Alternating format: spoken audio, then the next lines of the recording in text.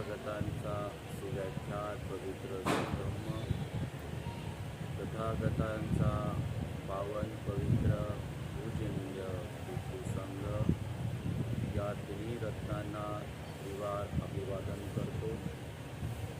आपल्या सर्वांचे उद्धार करते, भारतीय घटनेचे शिल्पकार, परमपिता पूज्य बोधिसत्व डॉक्टर बाबासाहेब आंबेडकर यांना सुद्धा मी त्रिवार अभिवादन करतो.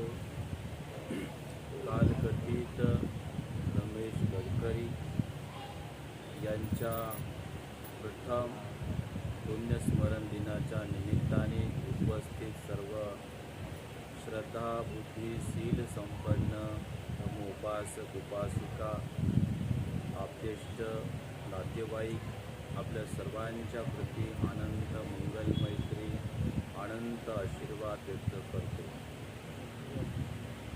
सद्धम्मामध्ये तथागत भगवान बुद्धांनी 10 संस्कार सांगितलेले आहेत आणि 10 संस्कारामधला पुण्यस्मरण हा अत्यंत महत्त्वपूर्ण संस्कार आहे. भगवान बुद्धांनी हा संस्कार घेण्याच्या पाठीमागे अनेक कारणं सांगितलेली आहेत आणि म्हणून आपण हा संस्कार बौद्ध धर्माच्या शिष्टाचाराला अनुसरून पार पाडत असतो. भगवान बुद्धांनी अतिशय महत्त्वपूर्ण उपदेश केलेला आहे. भगवान बुद्ध असे सांगतात की इथे जन्माला आलेला मनुष्य जर चांगल्या लोकांच्या सहवासामध्ये वाढला असेल, जगला असेल, त्यानं जीवन व्यतीत केलं असेल, अर्थात कल्याण मित्राच्या संगतीमध्ये राहिला असेल, तर असा व्यक्ती या ठिकाणी आपल्या कायेनं, आपल्या वाचेनं आणि आपल्या मनानं सदैव काय करतो, तर तो कुशल कर्म करत असतो, सदैव पुण्यकर्म करत असतो आणि पुण्यकर्म करता करता तो या जीवनाच्या शेवटी निरोप घेत असतो. आणि अशा प्रकारे सत्कर्म करून जो व्यक्ती या जगाचा निरोप घेतो, तर भगवान सांगतात की मृत्यूच्या पश्चात तो व्यक्ती सुगतीला प्राप्त होतो. तो व्यक्ती ज्या ठिकाणी सुख आहे, शांती आहे, समाधान आहे, अशा ठिकाणी उत्पन्न होतो. आणि जो व्यक्ती जन्माला आलेला आहे तो व्यक्ती सदैव अकुशल कर्म करणाऱ्या व्यक्तीच्या सहवासामध्ये राहू लागला, पापकर्म करणाऱ्या व्यक्तीच्या सहवासात राहू लागला, अधर्मी लोकांच्या सहवासामध्ये राहू लागला आणि अशा लोकांसोबत राहत असताना जर त्याने काया वाचा मनाने तर सदैव अकुशल कर्म केले, पापकर्म केले, तर तो मृत्यूच्या नंतर दुर्गतीला प्राप्त होतो.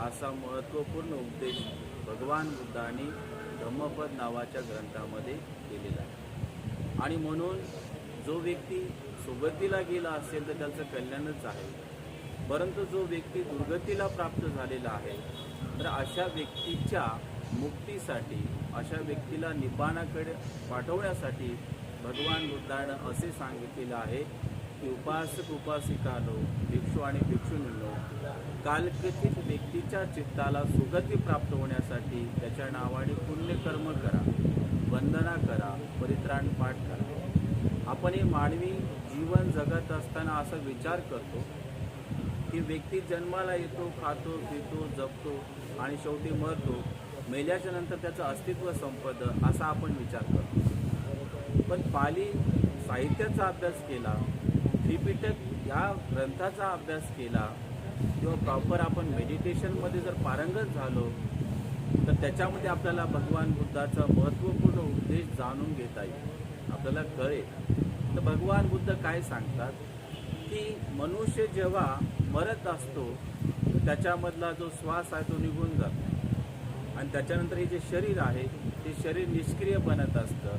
एक प्रकारे कोडाचा उंडका आहे, नाही का? तो जंगलामध्ये किती मोठं कोड असेल तर ते कट झालं असेल तर त्याच्यानंतर त्याचा काय उपयोग होऊ शकत नाही. याप्रमाणे भगवान बुद्ध असे सांगतात की हे शरीर जाळल्याच्या नंतर किंवा जमिनीमध्ये गाडल्याच्या नंतर या शरीराचं अस्तित्व संपतं, परंतु या शरीरामध्ये चित्त नावाची गोष्ट आहे, नाही का, मन नावाची गोष्ट आहे.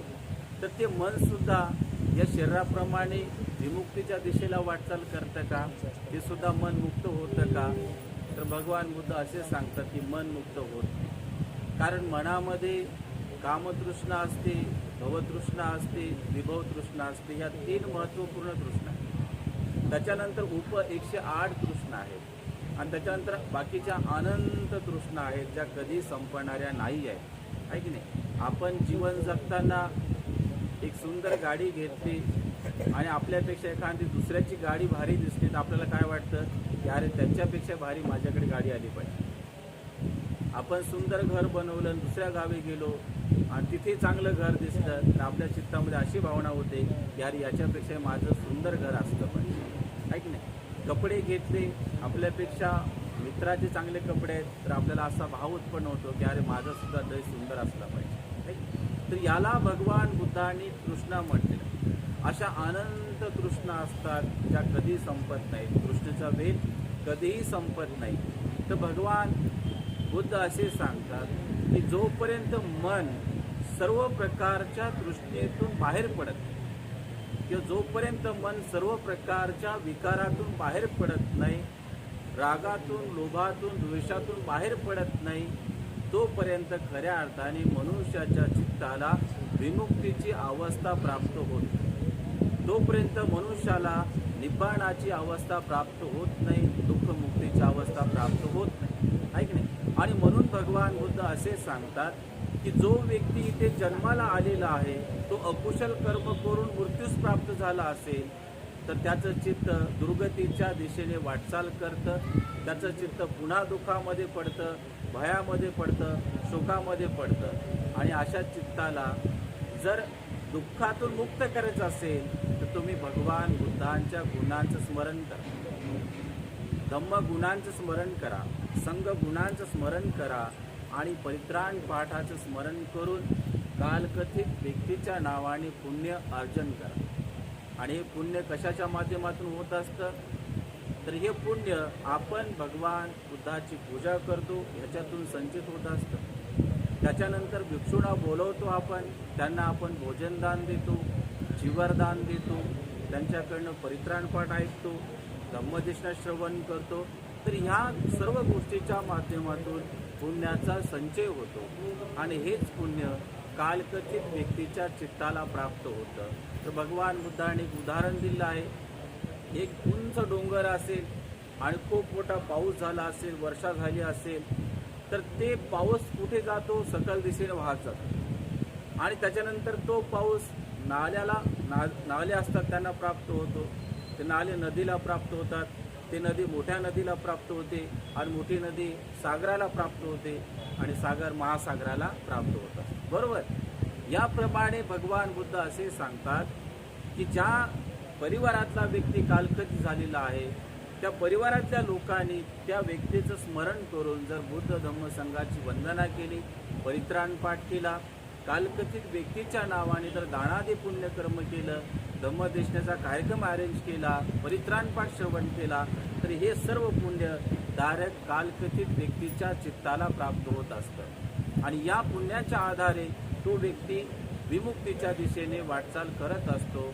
हा महत्त्वपूर्ण उपदेश भगवान बुद्धांनी अभिधम्मामध्ये त्रिपिटकामध्ये केलेला आहे. आणि म्हणून जे सामान्य लोक असतात त्यांची तेवढी प्रज्ञा नसते, त्यांना प्रज्ञाचक्षु प्राप्त नसतात, त्यांच्यामध्ये अध्ययन असतं. ते म्हणतात की व्यक्ती कालकथित झाला की त्याचं अस्तित्व संपलं, असा सामान्य व्यक्तीचा मानस असतो. परंतु भगवान बुद्ध जे आहे ते भगवान बुद्ध सर्वज्ञ आहे. भगवान बुद्ध एक सुपर सायंटिस्ट आहे.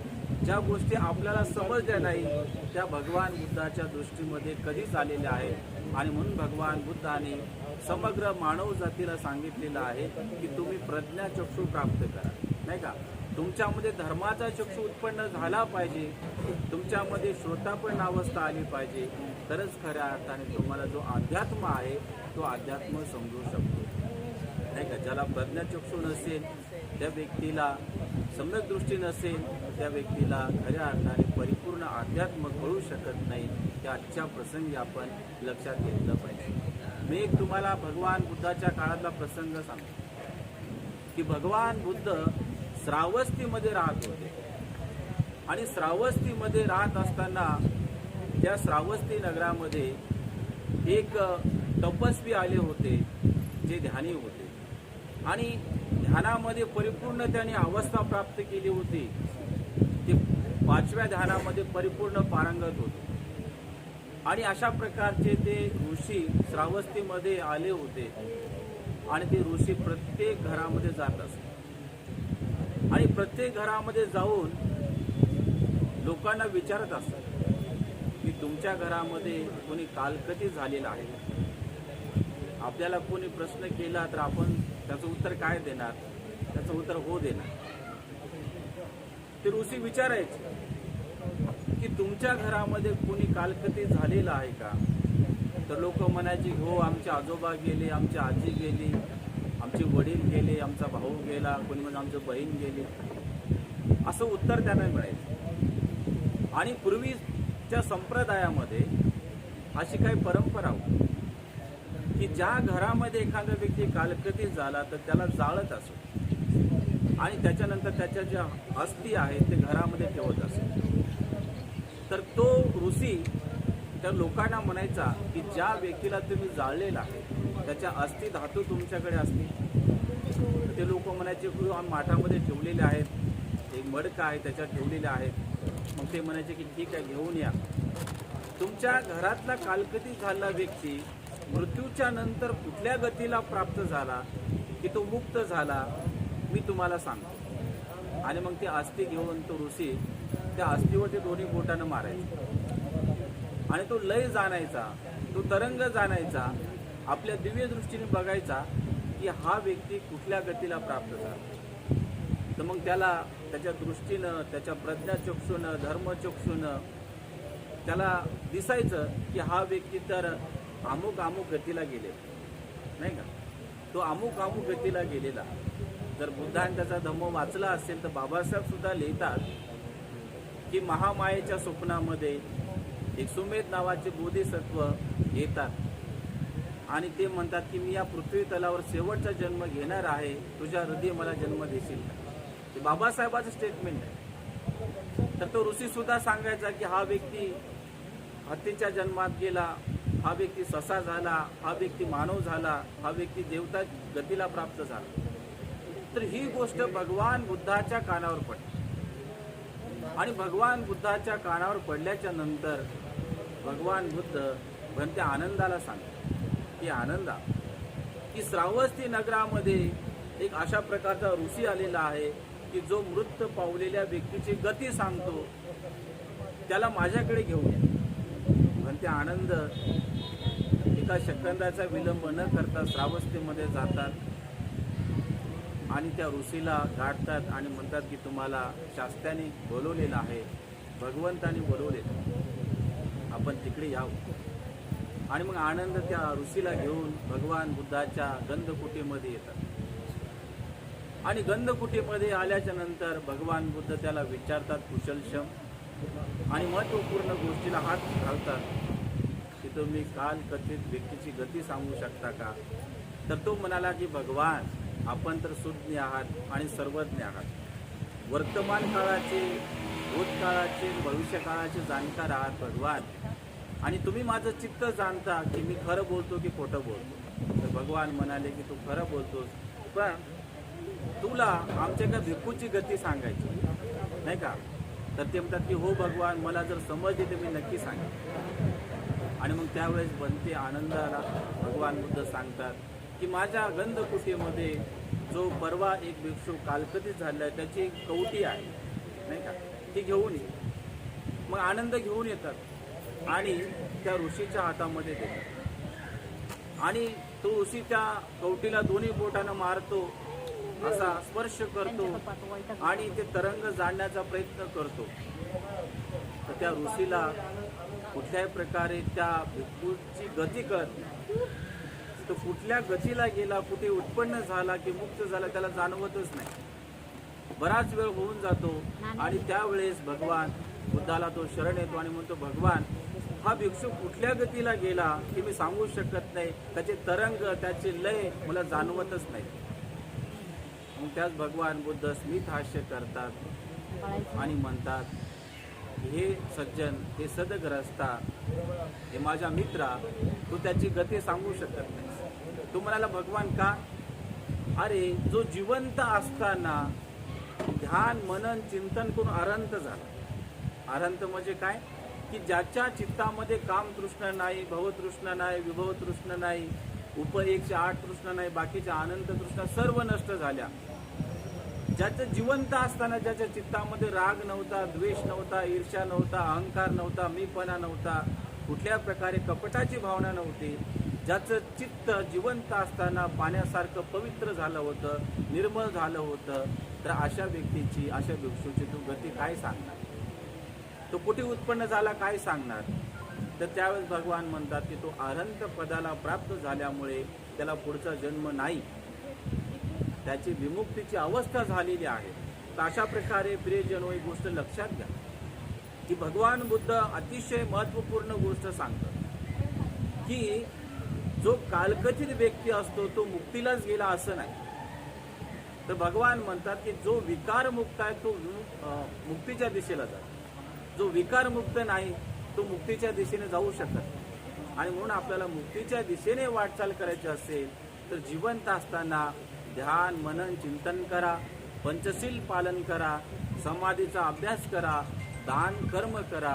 या कर्माच्या आधारे तुम्हाला विमुक्तीची अवस्था प्राप्त होऊ शकते. त्याच व्यक्तीचं पुण्यानुमोदन केल्या जाते की ज्या व्यक्तीने जिवंतपणे कुशल कर्म केले. चांगल्या व्यक्तीचे नेहमी आठवण केल्या जाते नाही का? वाईट व्यक्तीची आठवण केल्या जाते का? चांगला व्यक्ती निघून गेला तर लोक त्याला वर्षानुवर्षे लक्षामध्ये ठेवतात की अरे हा व्यक्ती चांगला होता, अरे ही बाई चांगली होती, अमुक माणूस चांगला होता, तमुक माणूस चांगला होता. पण जो वाईट कर्म करणारा असेल, अधर्मी माणूस असेल, अकुशल कर्म करणारा माणूस असेल, तसा माणूस मेला तर लोक काय म्हणतात की बरं झालं गेला, बरं झालं म्हणतात, एकदाच आमच्या मागची पिढा गेली, वाटोळं झालं, बरं झालं म्हणतात. त्याच्याबद्दल दुःख कोणीच करत नाही. ऐक नाही, जिवंतपणे त्याचं दुःख करत नाही, मेल्यावर तर त्याला कोणी विचारतच नाही. ऐक, आणि म्हणून भगवान बुद्धाचा जो धम्म आहे तो धम्म खऱ्या अर्थाने कर्म सिद्धांतावर आधारित. आपल्याला जर या ठिकाणी अजरामर राहायचं असेल किंवा 200 वर्ष 100 वर्ष या लोकांमध्ये जिवंत राहायचं असेल तर आपली कीर्ती चांगली असणं खूप गरजेचं. आणि ही कीर्ती त्याच व्यक्तीला प्राप्त होते जो व्यक्ती सदैव काया वाचा मनानं कुशल कर्म करतो, सदैव सेवा कर्म करतो, सदैव धम्म कार्यामध्ये रत राहतो. अशा व्यक्तीची कीर्ती अजरामर राहते.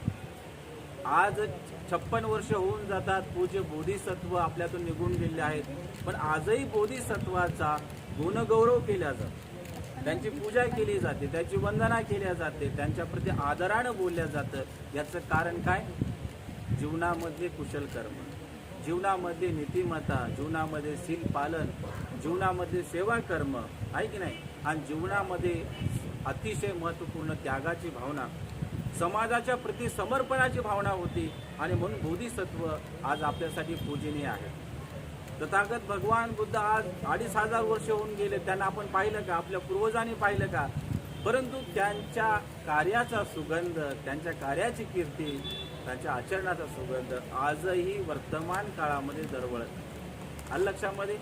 आणि म्हणून या ठिकाणी जो व्यक्ती पुण्यवान असतो त्याच व्यक्तीचं त्या ठिकाणी पुण्यानुमोदन केलं जातं. कालकपित रमेश गडकरी हे जिवंत असताना बुद्ध, फुले, शाहू आंबेडकर चळवळीमध्ये आपलं जीवन समर्पित करून ते जीवन जगत आणि तळागाळातील लोकांच्या मदतीला धावून जात होते, आपल्या नातेवाईकाच्या अडीअडचणीमध्ये धावून जात होते. आणि म्हणून आज आपण त्यांचं खऱ्या अर्थाने पुण्यानुमोदन करत आहोत, त्यांचं स्मरण करत आहोत. त्यांच्या चित्ताला आज या धार्मिक कार्यक्रमाच्या माध्यमातून पुण्य दान करत आहोत. आणि म्हणून प्रियजनो, मरण्यापूर्वी आपण नक्कीच या ठिकाणी चांगल्या प्रकारचे कर्म करणं ही काळाची गरज आहे. नाहीतर जन्माला यायचं, खायचं प्यायचं स्वतःसाठीच आणि मरून जायचं, हे जीवनाला अर्थ प्राप्त होतो का? मग जनावरही खातात, कुत्रेही खातात, मांजरही खातात आणि शेवटी मरून जातात. परंतु या सर्वांमध्ये जे मनुष्याचं जीवन आहे ते खूप वेगळं आहे, खूप भिन्न आहे. आणि त्याच व्यक्तीचं जीवन भिन्न आहे जो व्यक्ती दुसऱ्यांच्या दुःखामध्ये धावून जातो, जो व्यक्ती धम्मकार्यामध्ये धावून जातो, जो व्यक्ती जीवनामध्ये त्यागाची भावना ठेवतो, त्याच व्यक्तीच्या जीवनाला अर्थ प्राप्त होतो, त्याच व्यक्तीच्या जीवनाला पूर्णत्व साध्य होते.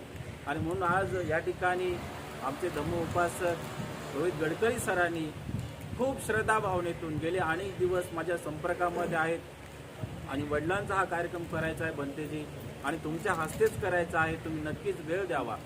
आणि सरांची श्रद्धा होती, त्या श्रद्धेला अनुसरून आज आम्ही या ठिकाणी आलो आणि त्यांच्या माध्यमातून आपल्याला धम्म ऐकायला मिळाला.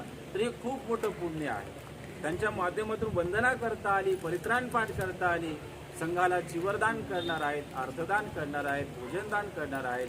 तर हे खूप मोठं पुण्य आहे आणि हे सर्व पुण्य कालकथित व्यक्तीच्या चित्ताला त्यांच्या वडिलांना नक्कीच प्राप्त होणार आहे. या पुण्याच्या आधारे त्यांची सुगती नक्कीच होणार आहे, दुःखमुक्तीची अवस्था नक्कीच होणार आहे. एक तुम्हाला प्रश्न विचारतो, त्याचा आपण जमेल तसं उत्तर द्या, शेवटचं उदाहरण, आणि मग आपला कार्यक्रम संपतो. या ठिकाणी आपण दिवा लावलेला आहे. दिवा का विझतो बरं सांगा? दिवा का विझतो? तुमच्या पद्धतीने उत्तर द्या. दिव्यामध्ये काय असतं ते माहीत नाही, तेल असतं. त्याच्यानंतर दिवा पेटवण्यासाठी काय असतं? वात, आहे की नाही? म्हणजे दिवा जो पेटत आहे त्याच्यामध्ये तेल आहे, त्याच्यावर वात आहे की नाही, आणि इंधन आहे, बरोबर. आणि त्याच्यानंतर दिवा विझण्याचं कारण काय आहे माहिती आहे? हे तुम्हाला सांगतो. दिवा विझण्याचं कारण, दिव्यामध्ये जे तेल आहे ते संपल्याच्या नंतर दिवा विझतो, दुसरं वात संपल्याच्या नंतर दिवा विझतो, आणि तिसरा जर वारा लागला असेल तर दिवा विझतो, आहे की नाही? तर एकदा भगवान बुद्धाकडे काही उपासक आले, सरांसारखे चिकित्सक, बुद्धिजीवी, आणि त्या लोकांनी भगवंताला प्रश्न केला की भगवान, हे जीवन अतिशय अनमोल आहे, हे जीवन अतिशय चांगलं आहे, मग भगवान जन्माला घातल्याच्या नंतर माणूस मरतो का? नाही, मग कशासाठी निसर्ग मारतो किंवा देव मारतो? त्याच भगवान बुद्धांनी त्यांना हाच प्रश्न केला होता की दिवा विझण्याचे कारण काय आहे. तर त्यांनी असंच उत्तर दिलं होतं की तेल संपतं, वात संपदे आणि वारा लागतो. हे दिवा विझण्याचे 3च प्रमुख कारण आहेत, बाकीचे मग अनेक आहेत, पण हे 3 प्रमुख कारण आहेत, नाही का? तर भगवान बुद्ध असे म्हणाले की मनुष्य जो मरत असतो त्याचे सुद्धा 3 कारण आहेत. ते 3 कारण कोणते आहेत मनुष्य मरण्याचे? एक म्हणजे त्या व्यक्तीचं आयुष्य संपलं तर तो मरतो. दुसरी गोष्ट भगवान बुद्ध म्हणतात की त्या व्यक्तीला जिवंत असताना जर भोजन प्राप्त नाही झालं, अन्न प्राप्त नाही झालं तर तो मरतो. आणि तिसरं कारण काय सांगितलं भगवंताने, अतिशय महत्वपूर्ण, ते म्हणजे आपल्या पुण्याचा क्षय झाला तर व्यक्ती मरत असते. आलं लक्षामध्ये? मग बाकी 3 प्रमुख कारण आहेत. मग बाकीचे ॲक्सिडेंट होतात, कोणी अग्नीमध्ये मरतं, कोणी रस्त्यामध्ये मरतं, हे वेगवेगळे कारण आहेत. पण प्रमुख कारण भगवान बुद्धांनी सांगितलं की आयु मर्यादा संपली की व्यक्ती संपतो, अन्न त्याला भेटलं नसेल तर व्यक्ती संपतो, आणि पुण्याचा क्षय झाला तर व्यक्ती संपतो. तुम्हाला असं वाटत असेल की आपण भाजी पोळी खाऊन, चांगलं भात खाऊन, तूप खाऊन जिवंत राहत असेल, तर भगवान म्हणतात की भाजी पोळी, भात, तूप खाऊन केवळ या शरीरामध्ये ऊर्जा प्राप्त होते, पण जिवंत राहण्याचं प्रमुख कारण भगवान बुद्ध असे सांगतात ते म्हणजे तुमच्या शरीरामध्ये चित्तामध्ये जे पुण्यकर्म नावाची गोष्ट असते, ती पुण्यकर्माचा क्षय झाला की व्यक्ती लगेच मरतो, आहे की नाही? तो व्यक्ती म्हणत नाही की आता हा म्हणजे मृत्यू असं म्हणत नाही की हा तरुण आहे, हा वयस्कर आहे, त्याच्या पोराचं लग्न बाकी आहे, पुरीचं लग्न बाकी आहे, नातेवाईकाचं लग्न आहे, मृत्यू असा म्हणत नाही. पुण्याचा क्षय झाला की व्यक्ती तात्काळ मरत असतो. आणि म्हणून बांधवांनो, ही जीवन जगत असताना आपल्या जीवनामध्ये आपण खूप पुण्याचा संचय केला पाहिजे. आपल्यामध्ये जे अज्ञान असेल, अंधकार असेल, अविद्या असेल, त्याला आपण बाहेर काढलं पाहिजे. आणि जे भगवान बुद्धांनी आपल्याला सर्वोत्तम असा धम्म दिला, त्या धम्माचं आचरण करून, पुण्याचा संचय करून, कुशल कर्म करून, सेवा कर्म करून या जीवनाचा निरोप घेतला पाहिजे. तर आजच्या या प्रसंगी आपला अधिक वेळ न घेता मी इथेच थांबतो. आजच्या या दिवशी जे काही पुण्याचा संचय झाला ते सर्व पुण्य मी कालकथित रमेश गडकरी यांच्या चित्ताला अर्पण करतो. त्यांचं चित्त दशसहस्त्र लोकधातूमध्ये जिथे कुठे उत्पन्न झालं असेल त्या चित्ताने हे पुण्य ग्रहण करावं आणि या पुण्यकर्माच्या आधारे आपली विमुक्तीची अवस्था साधावी, निब्बाणाची अवस्था साधावी असा मंगल आशीर्वाद या ठिकाणी व्यक्त करून वेळेच्या अभावी इथेच थांबतो. भवतु सब मंगलम, सर्वांचे मंगल हो, सर्वांचे कल्याण हो, सुखी हो. मला साधू साधू साधू.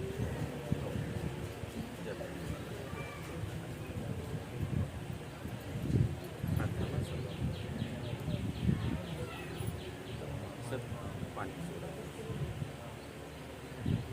हळूहळू सोडा, हळूहळू सोडा. ठीक आहे, पाण्यानंतर इदम नो यातना सुखिता होन्तु यातयो. इदम नो यातना सुखिता होन्तु यातयो. इदम नो यातना सुखिता होन्तु यातयो.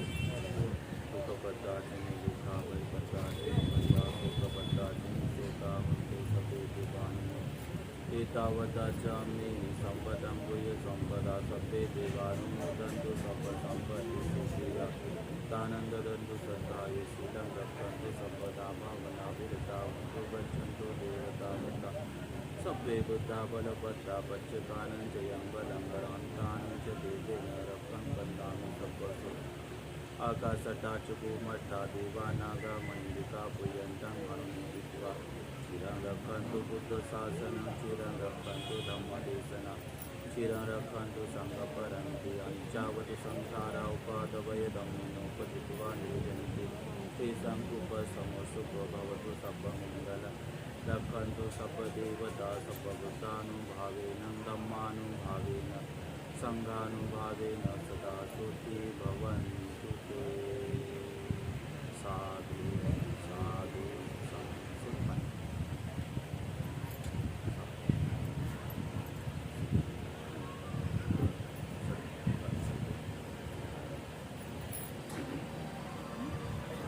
त्यानंतर गडकरी परिवाराकडून बाबांचं स्मरण करून संघात जीवनदान होत आहे. परत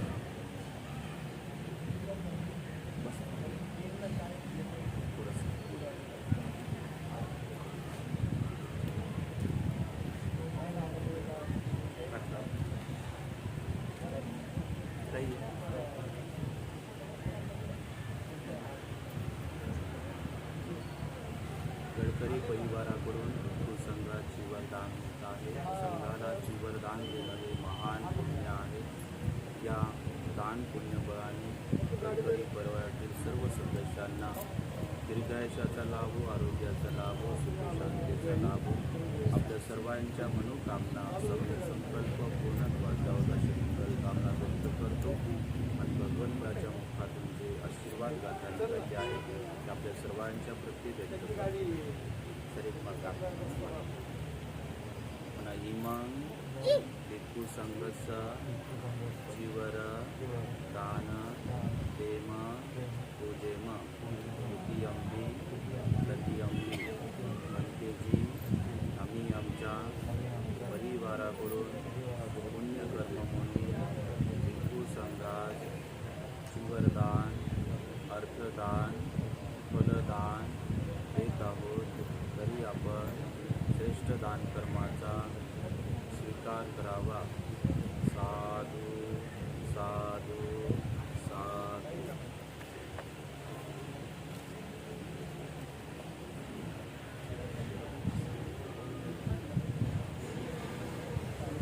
शेवटची गाथा होईल.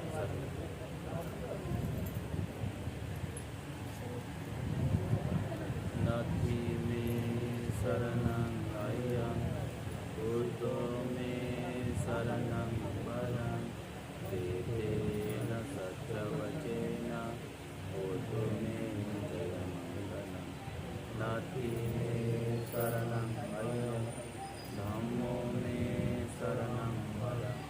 वेदेन सत्यवचेन बुद्धो मे जयमङ्गलं. नथी मे शरणं अय्यं, संघो मे शरणं वरं. वेदेन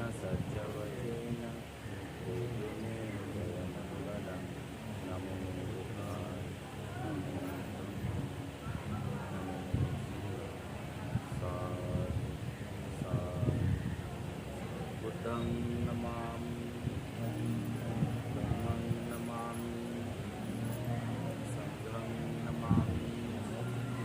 जय भीम. सर्वांनी पुष्पार्पण करा.